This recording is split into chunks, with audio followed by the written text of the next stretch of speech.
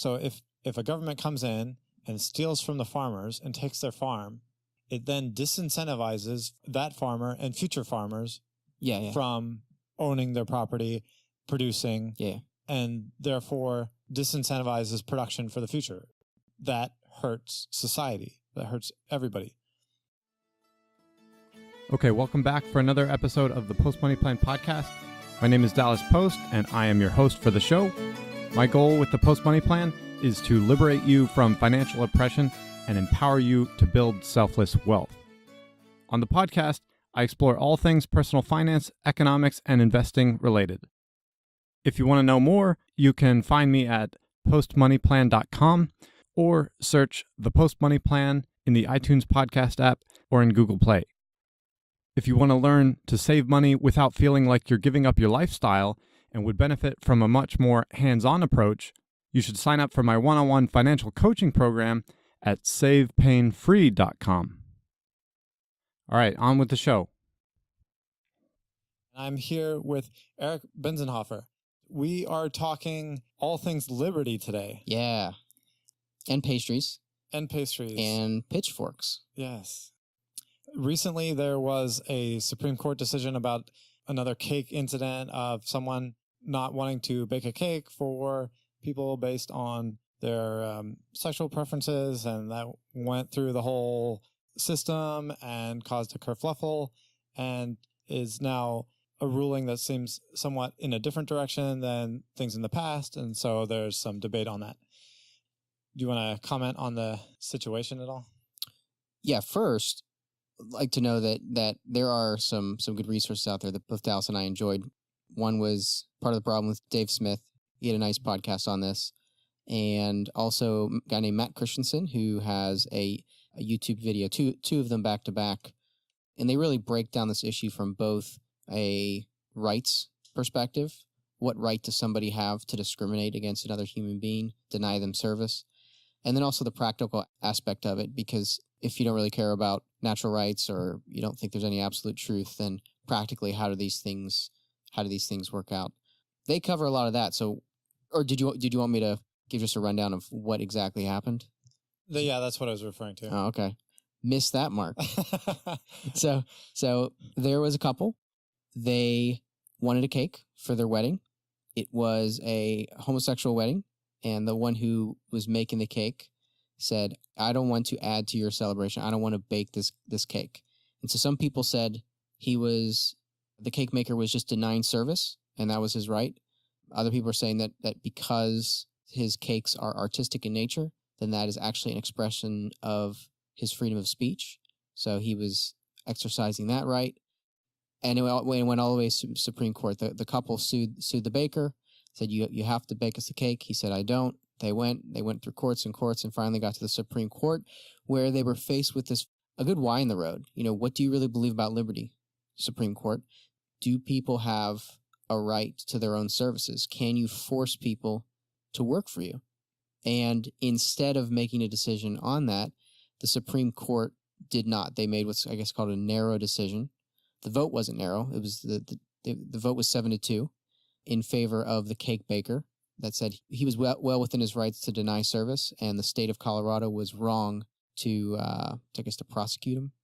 And it kind of left people unsettled because, what is it? A narrow decision means this decision applies narrowly to this particular case, but is not intended to be used for other cases. And I would call it punting in a way. Yeah. Obviously, at least in the social context of culture, people will look at these rulings and say, hey, what is the signal for us and for culture and what we can expect for the future?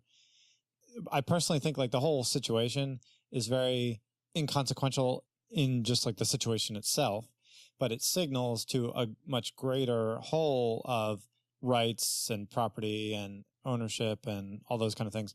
And the reason why I think this is worth talking about is because when it comes to the economy and how it functions, these are, building blocks to be thinking about on how we form our economy and what rights people have and how people can participate in that economy, both as producers and consumers, and how that economy is going to function together as a whole as everyone comes in to participate in the economy.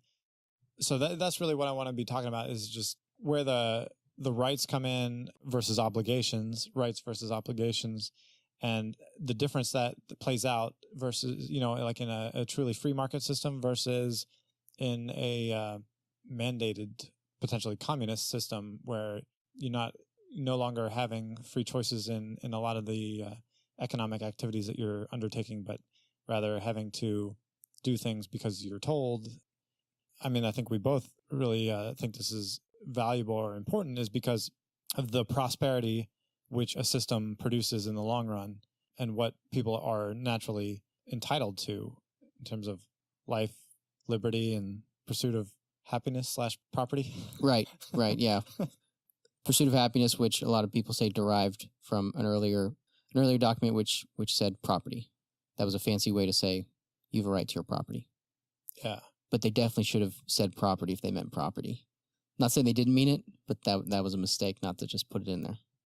It's funny. I've been reading a book on the early writings of founding fathers of America that have been making me think about these kind of subjects, and the principle of liberty that America was founded on, how important it was to a lot of early Americans to have liberty, and what they believed that system would produce in the long run for its citizens, as juxtaposed to a nation or a state in which its citizens were subjects of the king or the land or the nobles or whoever, and just what they believed that system would produce in the long run.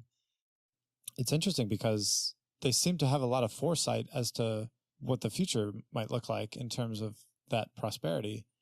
Somehow they seem to have a vision of they were on the cusp of something major when they were establishing America. I don't know that they, like, every time someone has a little battle and that they overcome, that they think, okay, like the world is going to change here. But in reading some of the writings of early founding fathers, they really seem to have a sense that something big was happening. Really? Yeah. That there was like a really big turning point, like, or just like a new shift in society. Can you distinguish their thoughts there from, I kind of feel like that's a constant of optimistic people. Like there's always somebody saying, boy, things are going to get better. Change is right around the corner. I mean, I feel like, I don't know if all the politicians in my recent memory have kind of run on this platform that tomorrow is going to be a lot better than yesterday. Can you distinguish it from that general opium of the masses, hope and change and make America great again type of thinking? Hey, you cannot talk down hope. If you've seen Shawshank Redemption, it is what got Andy Dufresne out of prison. So do not talk down hope. But just like reading a letter, or actually a speech that was given by, I don't have the book to remember his name off the top of my head, but it was like 50 years after the Revolution. They were just inaugurating a monument up in Boston. And he gives this long-winded speech, very patriotic, talking about all the things that had occurred in just the 50 years since the Revolution. But then that even a lot of the South American colonies were following suit on their lead, and how they had set an example that was being followed suit in the rest of the world, or in the colonized world anyway. Okay, so that guy 50 years after the Revolution is able to see from that starting point. We've seen these big changes. Not hope is on its way or change is coming, but change has already happened. Well, yeah, but also reading like some of George Washington's addresses and speeches and stuff, obviously, like, he didn't know. He was just as part of the revolution and the first president, but like he didn't know where we were going to be today. And I don't think he was just talking like hope for the benefit of winning a vote or something. It seems to be that there was a sense of something more than just ephemeral hope. There was some kind of sense that when they established America, because they were establishing it on these radical principles of freedom and liberty that had pretty much not been tested in other places, that they thought this was a model for prosperity that was going to outperform all other systems. Yeah. Okay. So let me say two things on that, and which does tie into the cake baking decision, because as part of that issue is we're making decisions on how people do business, because we think if we make this law and implement this law, this is the result that will happen. That's kind of a way of thinking. So two things in there. Just because somebody is kind of lost in hope of the future that they don't really know about, I wouldn't necessarily say that's intentional.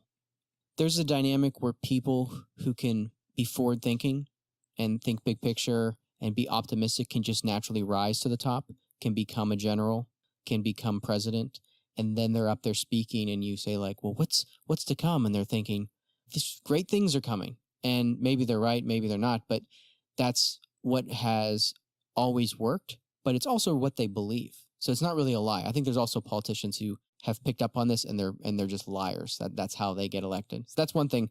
Spoken like a true cynic. Yeah, for sure. For sure. The other thing would be if somebody is saying, look, we need to implement these principles of liberty because prosperity will come. And this kind of gets back into what we were talking about with our other podcast. I think it's a bad way to make policy, because how do you know? How can you possibly understand all the variables that are going on in your country and other countries with all the different decisions people make and all the different differences within people? How can you possibly, as a politician, get up there and say, if we implement this policy, even if it's freedom and liberty, the things that I'm for, it will result in this future outcome? Those are the two parts of kind of what I'm saying, because that applies to then this baking thing is as we make the decision on should this man be forced to bake the cake? Should people be allowed to discriminate for any reason? It's their business. They can make the decision. I take the stance we should not make those decisions based upon what we think it'll do for the future in terms of like outcomes, but rather all we know is the principles. So we should debate the principles and do what is right, not what we think will have a more prosperous outcome. Well, this is related to a previous podcast we talked about. I think that's what you're saying. Yeah. But I mean, you could differentiate between the 2 points, like the moral component and the economic component. I agree. If there's a moral component where there's a right and wrong that could be clearly demarcated, then yes, like you have to stay within the right and stay out of the wrong. But I would say, like, if there's an ambiguous where it's amoral or you couldn't really define whether it was good or bad, then you can move on to the economic component and say, what do we believe would be more prosperous or less prosperous, and go for the more prosperous option. Yeah. But is it right? Should discrimination be allowed? Should that be legal? Or should we use the force of the government to oppose discrimination? So I'm very not PC in my opinions and views and stuff. Like, I'm not for hatred and that kind of stuff. But at the same time, I am for allowing people free will. If it's not immediately harming someone or threatening someone's life, to allow someone to make choices. Mm-hmm. So if someone doesn't want to make a cake for someone, then that's their choice. In fact, in the system that we're in, they stood to make money from selling them the cake. Correct. So it's a double like free will, in the sense like they were going to benefit from selling that couple a cake, but they chose not to. So then what's the big deal? Let everyone be. Yeah, right. And move on. And they risk financial harm in saying no, both with that one cake. They were definitely going to lose that amount of money, and they could have lost money from negative publicity if it wasn't actually a free society. But even in this, our non-free society, not 100% free society we have now, like they knew a storm was on its way, or maybe they didn't. Maybe this stuff happens all the time. I mean, I would imagine this stuff happens a lot more than ends up to the Supreme Court or even ends up into court, because a lot of times in my own personal life, if I'm wronged against and I feel like, boy, that was wrong. I'll use an example. So in the tech community, I went to this event and all of a sudden I noticed I was like the only white person there, and I was wearing a black shirt. and I'm just networking. I was trying to get a job somewhere, and I was like, so what's this event? It was like a long event. They said, this is the meeting for Black programmers. And I said, does that include people with black shirts? Huh? And the person's like, no. And organizations like that exist on campus all the time. And what they say is, yeah, this is the Society of Black Engineers or Society of Black Programmers, but we don't discriminate against who comes. You can be part of it. I think even at Texas A&M, there was like a white person who was in the leadership, because I think for the most part, they weren't a discriminatory organization in the things that they did, but there was a discriminatory nature to that program. There were people who had a passion. They saw a problem, and there was not enough people with very dark brown skin who were in a specific role, and they were going to form together and put in their time, talent, and money into reversing that thing in the world that they saw was wrong. So discrimination does exist there, and I wasn't asked to leave, but it's a pretty awkward situation. But I just left. I was like, okay, everybody here is not here to hire white people. That's, I think, illegal, but they're doing it, and I just got up and left. Maybe I could have taken them to court, maybe not, but all to say that this is probably not an isolated incident by a long shot. But I'm just saying, like, my personal persuasion on it is like, let people have their groups if they want to have their groups and sell to who they want to sell. And in a free market system, then that balances out the morals and the economic benefit on both sides. Because if you allow people to discriminate and free will participate, or what's the term? Free association? Yeah. Then if I have some moral reprehension to providing a service because of homosexuality or something, then, okay, I choose not to participate in that provision of services.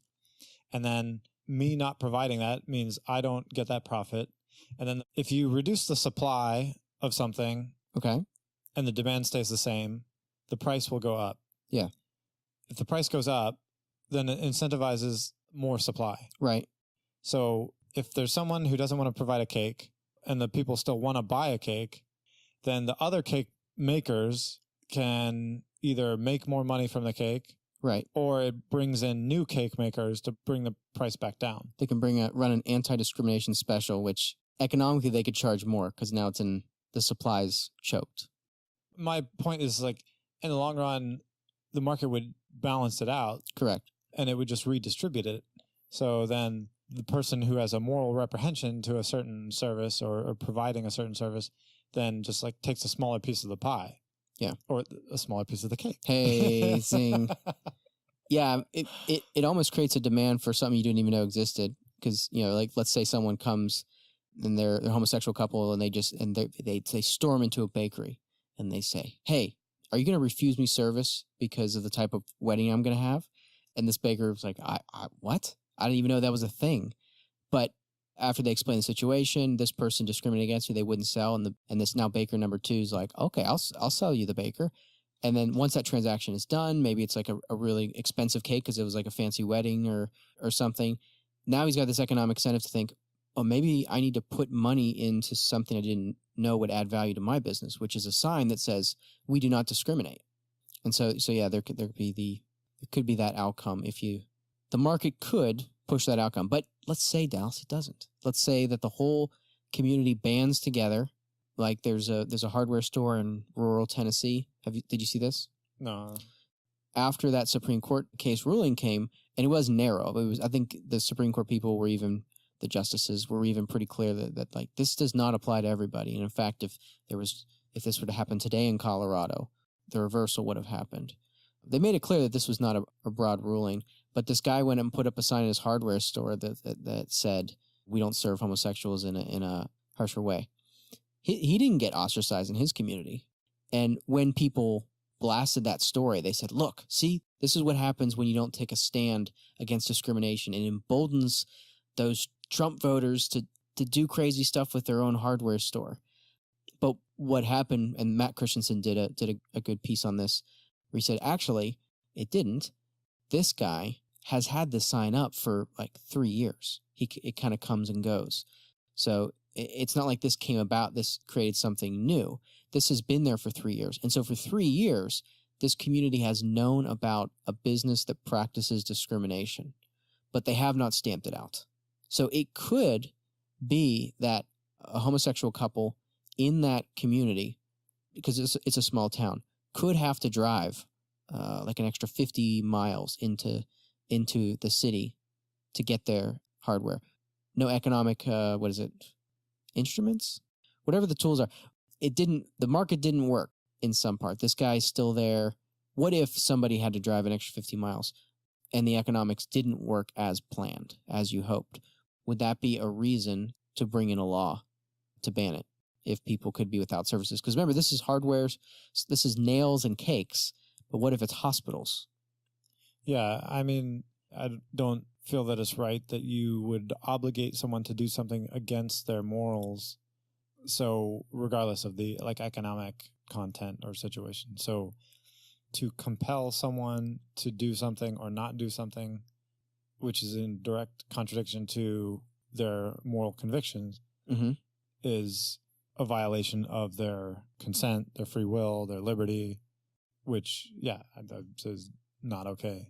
So this is where I think the results-based kind of thinking is we make policy because of how we hope it'll end up in the end, or if we do policy A, good things will happen. If we do policy B, bad things will happen. Vote for A. In that case, I get the argument that says, well, if somebody owns a hospital and their beliefs say to discriminate against this group, and that leads to their death, that's pretty problematic. So why should somebody be able to discriminate, even in that case, to the point of death, where somebody's, refused service to a hospital? Well, I did say if it doesn't come to physical harm or life.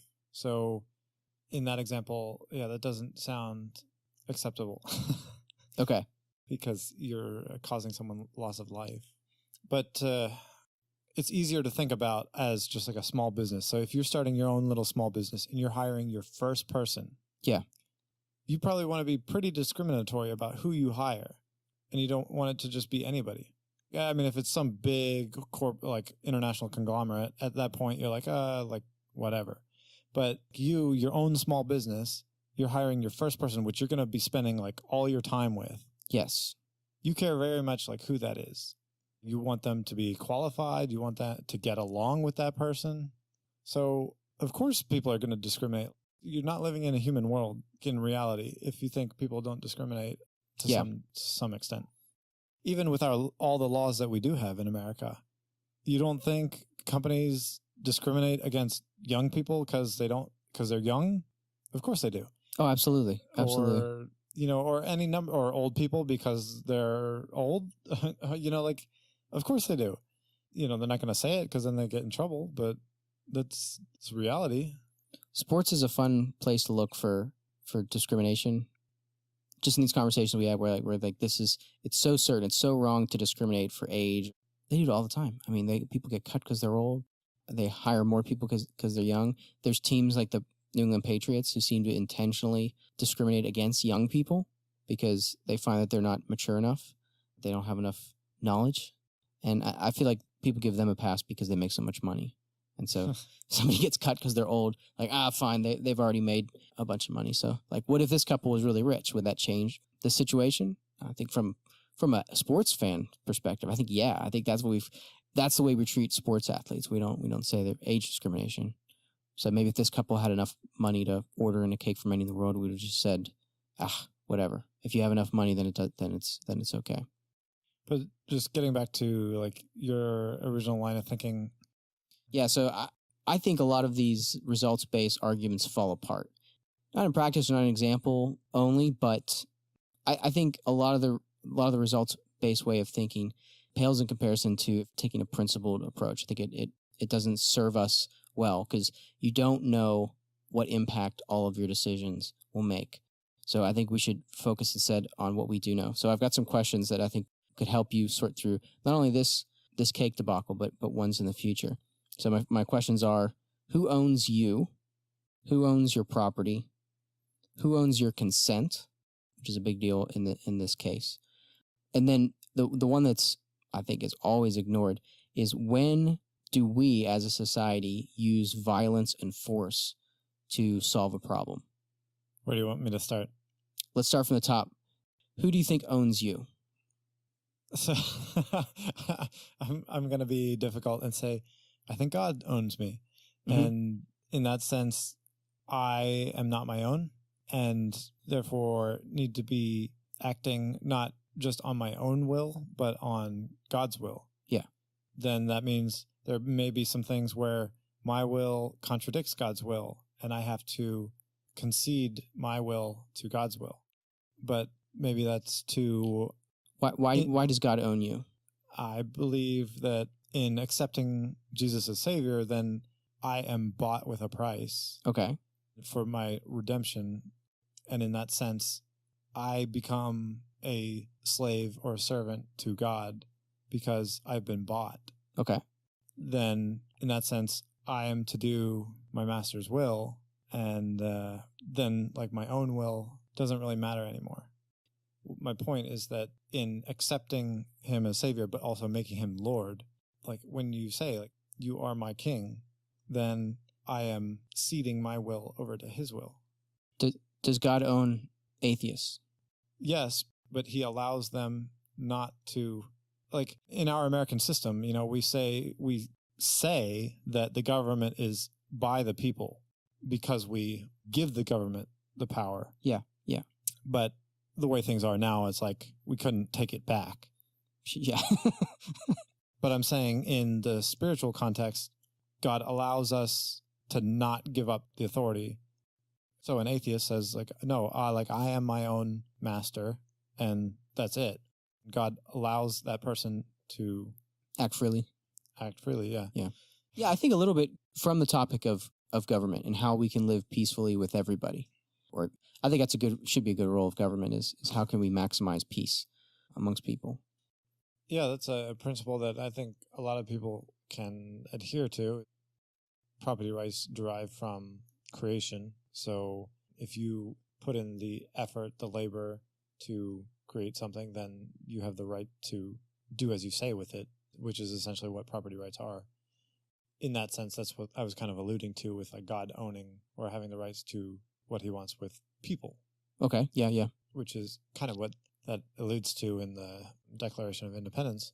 But back to the more specific topic, if someone is saying, I choose not to provide a cake for these people, then they're making that choice. And so be it.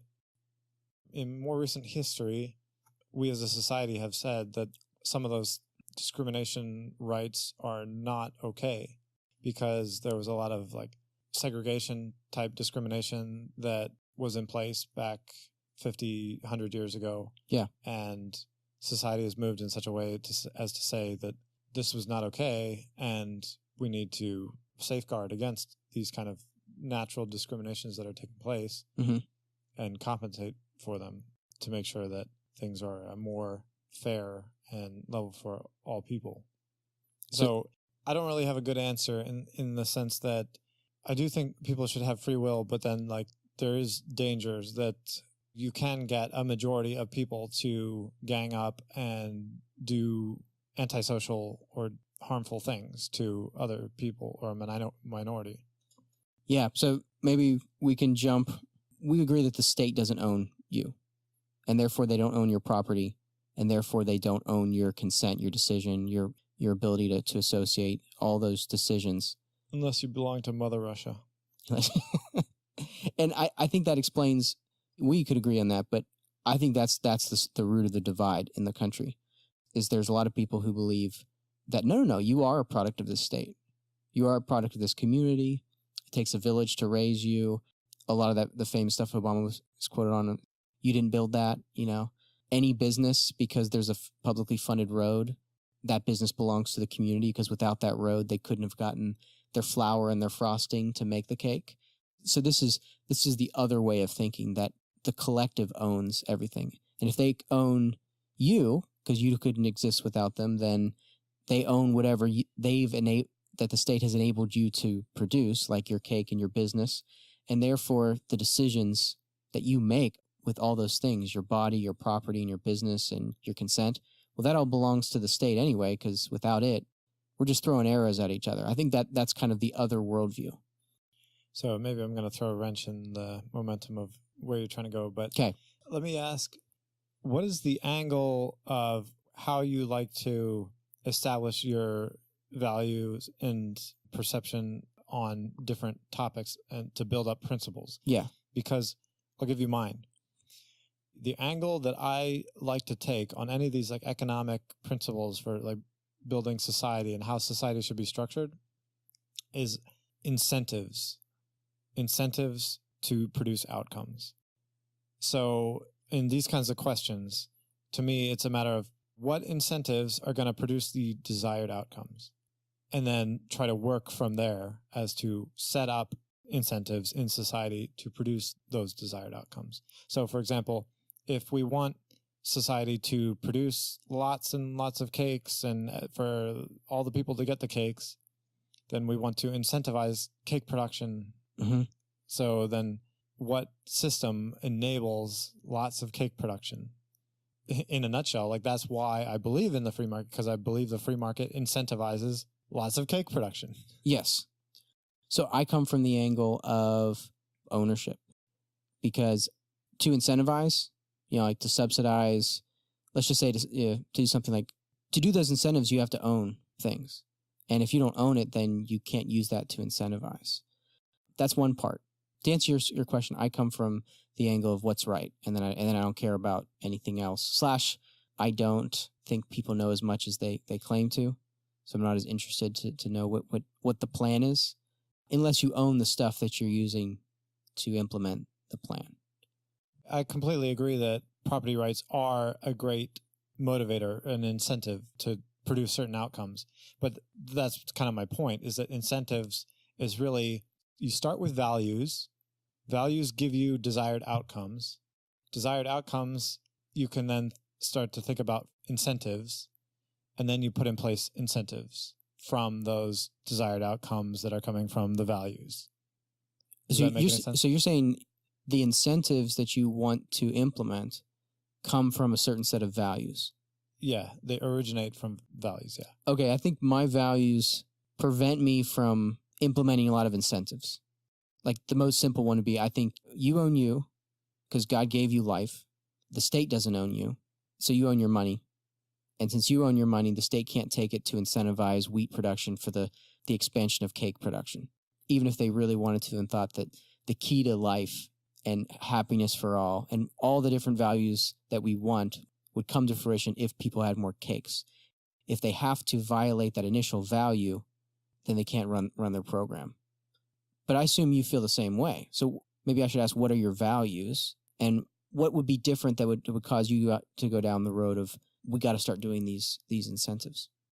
So I would say that we very closely align, but I think I'm willing to concede rights more than you are. I believe that there's times when an individual conceding rights to the greater whole will benefit the whole more than if all the individuals hold on to all those rights and then fail to collaborate. Okay, I agree that there are times where that's more beneficial to the whole. So should we use violence and force to make that happen? If we think there's something that an individual should do for the benefit of all, and that individual's like, nope, I ain't doing it, when should we use violence to punish them? Well, yeah, absolutely. I mean, we can think right off the bat that if someone violates life itself, so for example, if someone murders someone, mm-hmm. then they've violated someone else's rights. But we as a society we're saying we expect, like, we can't get that life back. No. But also may foreshadow something that they might do in the future. Like they might take someone else's life. So society, we say, okay, we deem this person is potentially antisocial or dangerous to others. Okay. So then we're going to restrict them from life in some form or fashion, whether prison or capital punishment or whatever. so as to safeguard the rest of everyone else. Yeah. That is restricting their original rights to a point where you say, like, they had free will and whatever, but then at a certain point, we as a collective say it's better for the whole that you lose your rights. Yeah. There's some libertarians that would argue that the only appropriate punishment is ostracizing, is to say, we all individually agree that you may no longer be on this property. And I think they would say for like any reason you have that right because it's your property. That's how they would deal with murders. But probably the more Christian angle is that there are core values, like the right to life, because life is precious, because it's a gift from God. And if you destroy that, then you've given up your rights that you have. But it does get real theocratic, because my views on capital punishment come from Scripture. It seems like at the beginning, God outlawed it, and then after when He cleansed the earth and brought in Noah, then he brought it back for capital punishment for murder. Well, on that note, I think a lot of government principles could actually be gleaned from the way that God had the Israelites set up. Oh, man. You trying to get more listens here? For people to share this with rage? No, really. There's a lot of libertarian principles in there. If you think about how they were set up to have no king, just like a system of judges, to have a judicial system, but other than that, it was pretty libertarian. And they didn't even have a prison system, but they were supposed to designate sanctuary cities. Yeah. That criminals would, when you, as a kid, you would play like, I'm on base and then I get off base and then you can tag me. Yeah. That it was like that. It's like, if you're a criminal, you can go to these sanctuary cities. Nobody's going to harm you. But if you leave that, then the bounty hunters can come after you and like you're fair game. You're like to be toast. That's like a more open, free range version of prison that doesn't include the welfare system that we then have to use tax dollars to pay for the criminals to support them. Yeah. So I think that's a great example of a principle that's way better for dealing with criminals. But more generally, just what I'm alluding to is like a system that was set up that we could learn from. Can I get back to what you're saying though? So you're saying there's a core set of values and we as a society can violate those. You have values and out of the values come rights, and rights can be violated if it incentivizes something that is in line with values, or are rights in your mind kind of synonymous with the values, like a right to life, right to property? The way I view things is that right and wrong, all values are derived from an anchor point, the anchor point being God. Mm-hmm.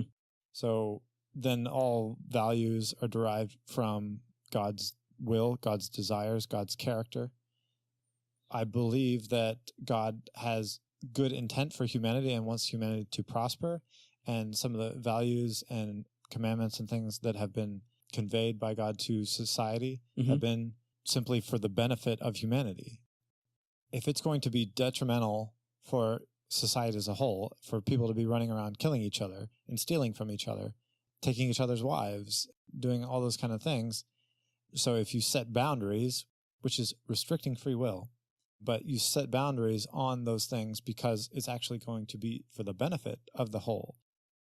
If a kid, a 3-year-old, your son, wants to run around and stick everything in his mouth and run out into the road, and you say, okay, you can play in the yard, but you are not allowed to go outside the yard and onto the road. Yeah. I've restricted my son's free will, but that is for their benefit and for the benefit of the whole. Kids are tough. I was just having a conversation with my friend. He said, one of my controversial views is I don't think kids have rights because I own them. I own my kids.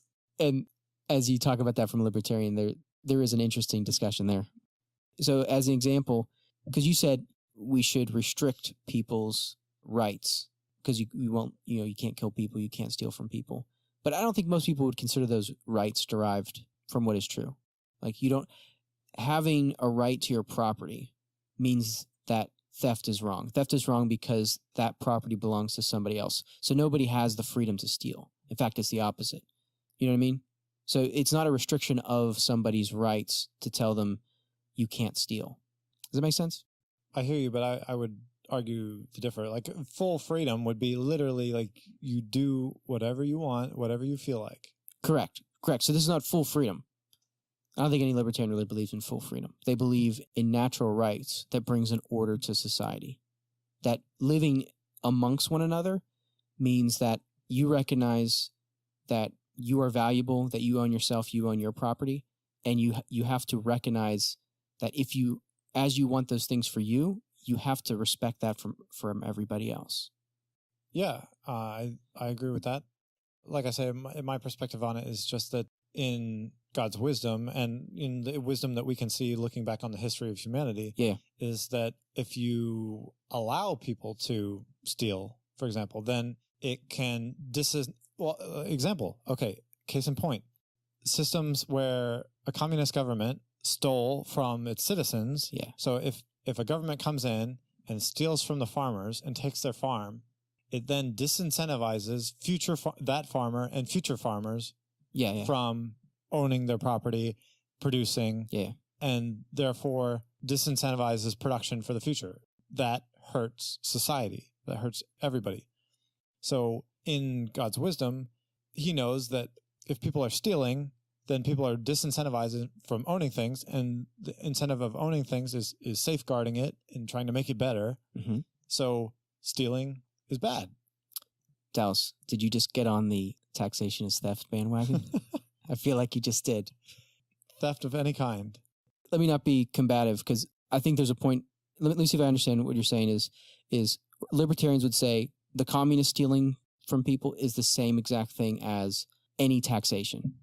It just looks worse, but it's the same thing. But if I'm understanding what you're saying is that it depends if there's a greater value in mind. Like if you can tax people, but if you can do that, if you can violate property rights, take money from the collective, but in the end, it helps the poor, it helps the widows, it helps the orphans, which is a value that we know is valuable because God says so. If it can incentivize that good thing, it's worth it, and we should do it. Is that correct? Like the difference you're saying is that there's a line there, and it's drawn by what we value. Well, I don't have this as clear thought out in my mind, but I definitely think that individuals of their own free will should be contributing to others to like help them out in ways that they aren't going to see a return, helping out the poor or whatever, like out of their free will. Yeah. But then when it comes to a collective and an obligation, so the government and tax, I don't know about that one. Maybe not. I mean, my default in terms of deferring to right and wrong is like trying to interpret the Bible. And so God did set Israel up to have a tithe for them to support the priesthood and all the religious ceremony and temple and that kind of stuff, which was an obligation, not a choice. What I'm hearing you say, and I agree with you, and this would probably put me at odds with a lot of libertarians, is I do trust the Bible more than I trust the wisdom of men.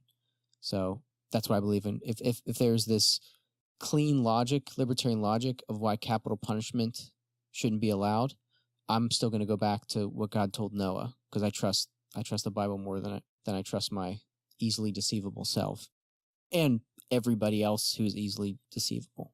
Yeah, no, I'm definitely of the same persuasion.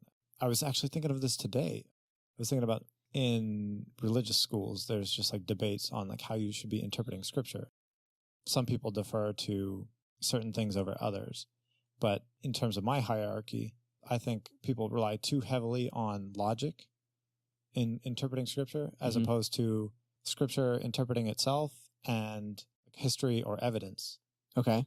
Like in terms of setting up a logical structure? I mean, so we're talking about like libertarians coming up with principles for like Y, X, Y, or Z. Yeah. Or an atheist coming up with like some kind of logic reason as to why God can't exist, because if he did, he wouldn't be fair. Like he's not fair. That logic is inferior, just whether it's like reasonable or flawed, to history or evidence. And then that is inferior to scripture itself. Well, Dallas, I think it's a good time to turn to wrapping this up. It might feel jarring because we lost 30 minutes of audio. But here we are. I said all the best things, then. I know. You can just trust that. I agree. We lost the best part of that by far. All right, so Dallas just asked me to wrap it up, so I'll wrap it up saying we should be thinking about these things more from a principled level, because if not, whenever we stop thinking, that's when wars start. That's when violence happens. In order to maintain peace, we got to be talking. And I think what would maintain the most peace, this is kind of your way of thinking, would be the best result, I think, comes from rights-based thinking. And whether it's cake, discrimination, taxation, we should discuss these things and not just be swayed by how we feel about the outcome. Yeah. Principles over emotions are probably going to be better most of the time. I mean, if you think about your personal relationships, if you operate on principles over just like reactionary emotions, things usually go better. Yeah. So, yeah, definitely think that's how we should be thinking about things. All right. Well, that's a wrap for this episode, and catch us next time on another episode of the Post Money Plan podcast.